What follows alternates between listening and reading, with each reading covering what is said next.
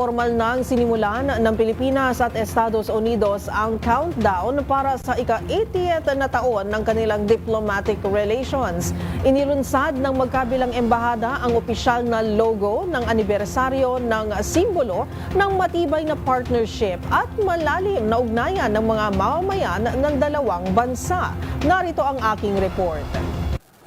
Formal na inilunsad ng Embahada ng Amerika sa Pilipinas at ng Philippine Embassy sa Washington, D.C. ang opisyal na logo para sa ika-80th anniversary ng pagkakatatag ng diplomatic relations sa pagitan ng Amerika at Pilipinas.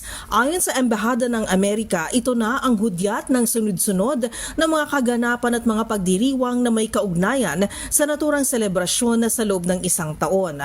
Ayon kay U.S. Embassy Charge d'Affaires, Robert Ewing, sinasalamin ng 80 taong partnership ang malalim na respeto at commitment ng parehong bansa sa demokrasya at kalayaan at ikinagagalak nilang makabalikatan ng Pilipinas sa pagsulong sa kalusugan, edukasyon at disaster response. Sinigundahan naman ito ni Philippine Ambassador to the US, Jose Manuel Romualdez, nang sabihin niya sa kanyang remarks na sumisimbolo ang naturang logo sa isang buhay at mayabong na samahan at kooperasyon na nilinang ng mahabang panahon. Ayon kay Romualdez, hindi lamang nakaangkla ang Philippine-US relations sa mga nilagdaang kasunduan at mga naitatag ng mga institusyon, bagkos ito ay nakaangkla sa relasyon ng mga tao na bumubuo ng bawat bansa.